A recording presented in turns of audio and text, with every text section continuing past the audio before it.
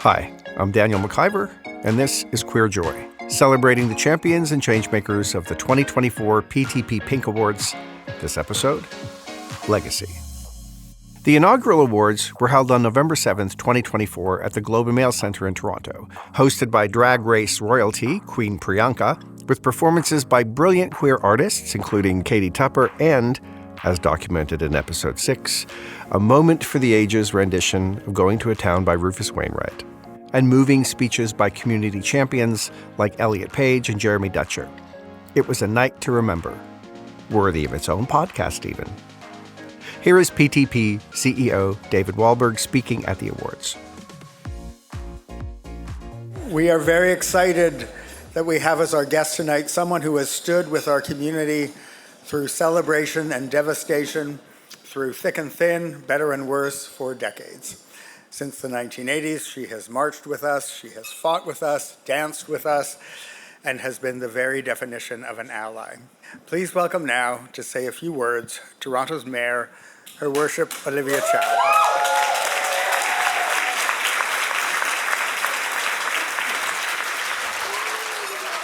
What an honor to be here. I don't know, I'm lost for words. I'm so excited to be here. In some ways, though, I felt Rufus' darkness. And it's time that when things are a bit dark, and when that debate is going on in Alberta, when you're feeling that things are not going your way, that polarization, hatreds, that feeling of why can't I be who I am, when you're feeling that things are hard. Think about history because, there was always a feeling that if we come together as a community, there is hope. There is so much talent and love in this room. There's so much power in this room. I see Salah here. I see all these really generous people. It takes an ally like me that have been around for a long time to tell you that there is hope. As long as there's community, unity of purpose, then there is hope. Thank you for allowing me to share this moment with you. So celebrate! Have a great evening! Olivia Chow, everybody. Olivia, I love you for always coming to Woody's, the gay bars, and having a drink with the queens. Thank you. But here's my reminder to you to, maybe let's not bulldoze those gay bars for condos, okay? As we've maintained all through this podcast, Queer Joy is made up of equal parts heartbreak and protest. So, Mayor Chow gets our heartbreak and joy in, and Priyanka brings the protest. Thank you, Queen. And something you may have missed in the mayor's comments, when she was speaking about the talent and love and power in the room, she said, I see Salah here. The Salah she speaks of is Salah Bachir. Salah was there to receive the inaugural Legacy Award. When the idea of the Legacy Award first came up, we talked about whether to honor a celebrity or an activist or a bon vivant or a philanthropist, and finally decided that for our first Legacy Award, why not all of the above, and all in one person? Salah came from the business world. He was the president of Cineplex Media and the publisher of Cineplex Magazine, and through that company, co-founded the Scene Awards program. You may very well own a little piece of Salah as one of the program's 11 million members. Most notably, though, Salah has been a foundational member of the queer community since the 1980s. He has been an incredible patron of the arts and collector. As a philanthropist, most visibly, he raised the money to build the 2010 wing on the 519 Community Center. And recently, he and his husband, Jacob Urix, led a transformational fundraising effort on behalf of Toronto St. Joseph Health Centre and the newly renamed Bachir Urix Community Renal Centre for dialysis patients.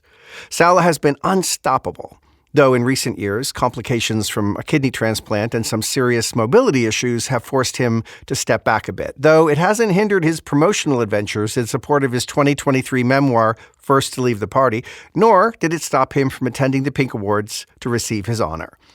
Here's Salah's speech. I'm overwhelmed and thankful. I wish I could do a lot more. would like to do a lot more. Thank you very much for everything. And I'm so glad to be in such fabulous company, and love you all. Thank you. David Wahlberg, thank you. Xtra, thank you.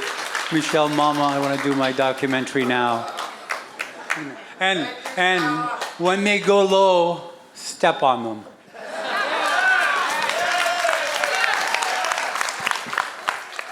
If you don't know Michelle Mama, who Salah shouts out in his speech, you soon will. She's an award-winning producer, director, and showrunner, and recently, with Bill Taylor, co-founder of the most fabulously named production company ever, Gay Agenda. I asked Michelle how she came to be implicated in Salah's speech. So I am doing a documentary on the lesbian icon Carol Pope.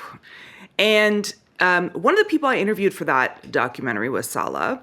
And when I was interviewing him, I kind of said, you know what, Salah, like, you're like such a like Forrest Gump type character. Like, you are so interesting. And I just read his book, and it's just juicy. I mean, if you like name dropping, I thought Carol was a good name dropper, but my God, and he has a very interesting story. In some ways, it's the Canadian dream, an immigrant who came here with his parents when he was 10 and made this and basically created an empire, And then on top of that, which is, I think, the more important part, created a legacy of change.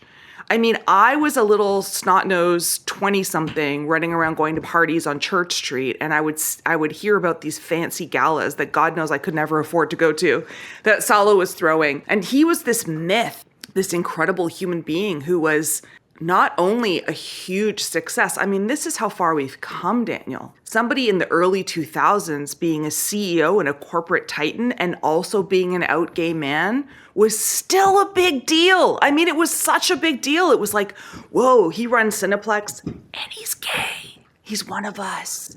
It's like we had someone on the inside. That was the vibe. We had an inside man in Salah Bachir. Very few people, I think, these days understand, it's very easy to make money and fuck off. You can be a selfish, greedy CEO who, we see it all the time, but Salah's was predisposed to give back. I think that has to do with his background. Speaking as a brown person, we're not the same flavor of brown. He's Lebanese and I'm Zoroastrian Parsi, but there is something I think that you have to say it has to come from his family, his DNA, his background, the generosity of people in the Middle East generally. Like, it's that energy, that warmth that he brings to everything that he does. And he's a lion. I mean, he's a fierce supporter of people. And that spirit that he has, I hope carries on to future generations. I hope that selflessness is an inspiration to others. It is to me. He's an inspiration to me, for sure. Earlier, I said that Salah came from the business world, but that's not entirely true. I brought up with Michelle a famous story about how Salah, as a young teen in Rexdale, Ontario, met the American labor activist and civil rights leader Cesar Chavez when Chavez was in the area protesting for farmers' rights. Salah had been inspired to raise money for the cause, but only managed to put together what Salah considered to be an unimpressive $150, 50 of it coming from Salah's own father. When Salah apologetically presented Chavez with the money, the activist praised the young Salah, telling him, "It's 150 more than we had this morning." He was a kid, right? And that's a formative moment to go, oh, I can make change. I mean, I think you've identified like kind of his hero origin story, maybe, right there. That moment, right, where he was like, oh, I'm just a little dude, but I can affect change. Where does that impulse come from? And maybe it's what you're talking about in terms of culturally. It's something. I think it comes from being from elsewhere. I think it comes from seeing, growing up in a part of the world, where you are, elbow to elbow with struggle and with poverty and with strife in countries that are in conflict, in war zones. And I think there is an energy around, the gratitude of being in a new place and being accepted and being welcomed. And even if it's not conscious, I think there is, sort of a thing of my life could have gone very differently. I could be there. I could be going through that, and I'm here, and I'm grateful, you know? That's the thing when you live between two worlds, you know, you're never, when you go home, he's never going to be Lebanese enough. When he's here, he's never going to be Canadian enough. You live in the in between, but it can also be a superpower.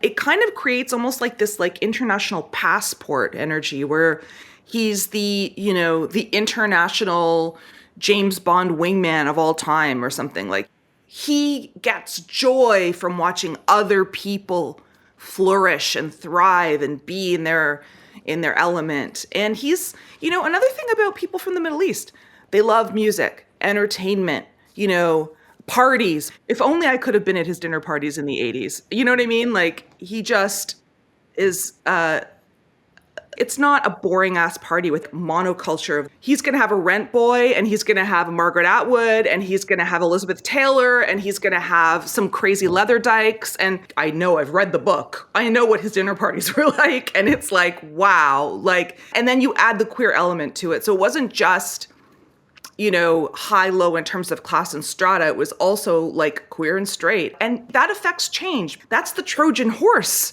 element of what Salah Bachir has done in his life, is introduce people from different worlds and demystify those people to each other. And I think that is social lubrication of the finest order. You can't get better than that. They broke the mold with Salah, frankly. And I think that sort of spirit, it's the best, honestly, he's the best example for an immigrant story. Like, here's this person with all of these qualities that are maybe not North American who comes here and makes everything better for other people. I hope that when Salah closes his eyes at night, he understands the impact he's made and understands how the echoes of it and the ripples of it will continue for generations. I will say this, and you can include it or not, because it really upset me. At the end of that event, he sort of said, oh, well, and I don't know if he said this to you too, but he was a little, glum, I guess is the word. And he said, nobody cares about me anymore now that I don't have money and now that I don't have status. Or he said something very sort of dark like that to me. And I was really like shook, because you would hope that at the end of this long, winding, beautiful, strange journey of his life, that he would feel a sense of satisfaction, looking back and going, yeah, like I did that, and I can rest and I can be proud of it. And I just really hope he does know. I hope that he does realize his value and currency to people isn't what's in his bank account or what art's on his wall or what gorgeous property he hosts people in. It's in his heart and soul. It's who he is as a human. We are all lucky to just be in his orbit. Again, like what you leave behind in the world and how you change and help people, I think is the only thing that matters. Honestly, that's legacy. That's the end of the day, all of these people who can look to him and go, my life changed because of you, that's it. That's a legacy. That's something to be so, so proud of. When we come back, I talk to Salah. This is Queer Joy, and I'm Daniel MacIvor.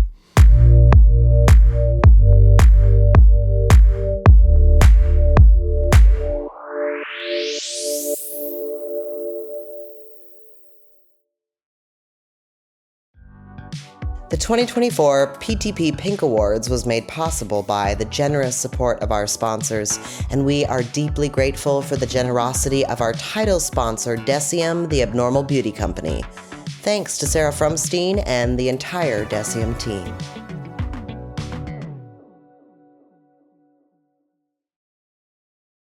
Salah has been my close friend for over 25 years. The first time I met Salah, it was in his office. I was interviewing for a job. I was not even 25. I was trying to impress Mr. Bachir, and the only thing that came out of my mouth was, I'm going to introduce you to some people. That's cute, right?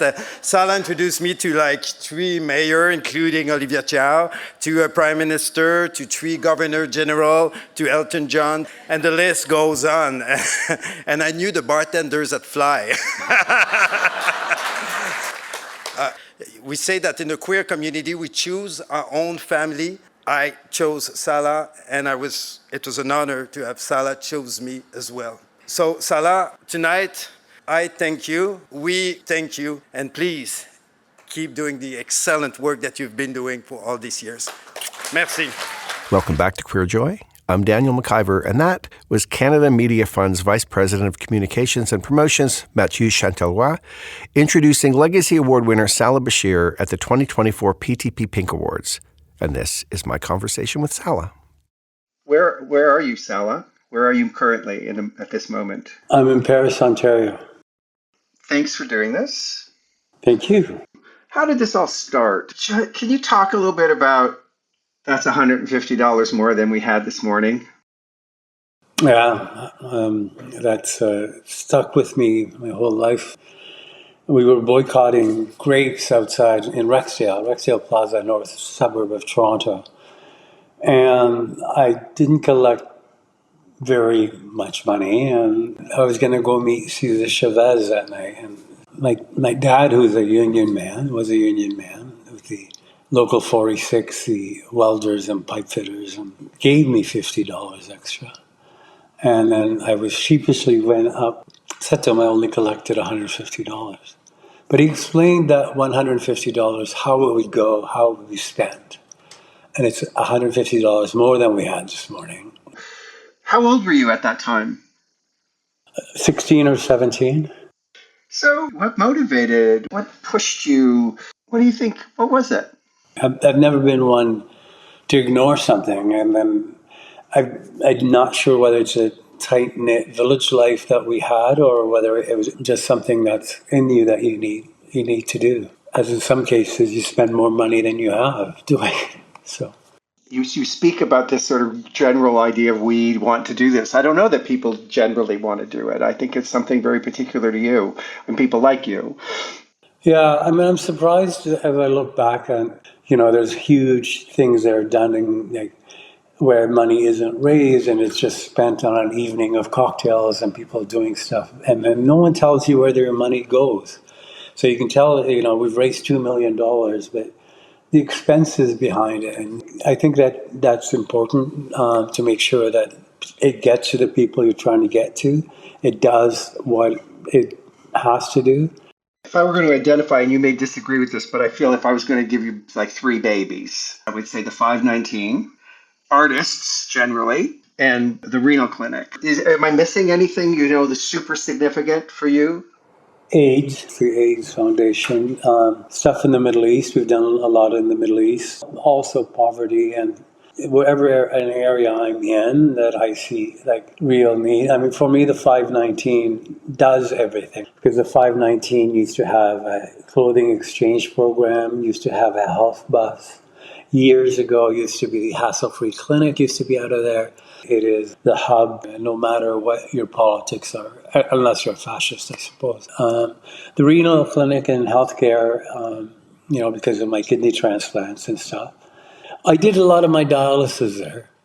And so little things that I would see that, when you're sitting on a bed for 4 hours and those TVs aren't working and you need to get little things and a generator when there was flooding in the area so you could keep going on dialysis. We did a gala without, saying don't dress up, don't go out, don't just give us money, and that worked. And many of those things were minor things, but major in a lot of ways. The art thing has become quite a bit very Canadian in a way. It's a stunning. What an amazing collection that Thank you you. have. People like Kent Monkman is so important, but also mostly queer people. Yeah. Do you remember what your first purchase? I usually just bought art that friends that needed money I would buy art from and gift them or do something like that. You support as much as people as you can and become friends, and you get involved in the process of getting to know them and to introduce their art to other people. What are you proudest of? What am I proudest of? That you've accomplished, that you've done.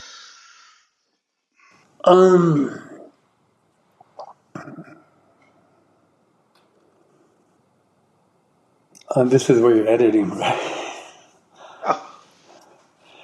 I'm I'm proud that I was able to do what I did wherever I could, right? Like, it wasn't just having a lot of money or writing a check, that I was an activist. I was on the streets. I was involved.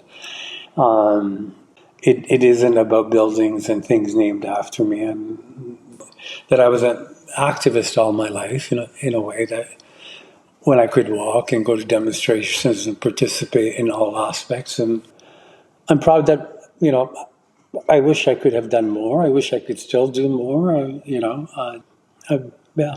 What's your advice to the community in terms of how do we come together as a united voice?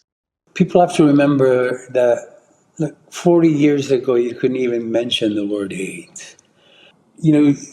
We've come a long way, but we may have stepped back a little bit. But it's still every cause to fight on and learn from those generations, the Larry Kramers and the ACT UP. And we are all part of a united front.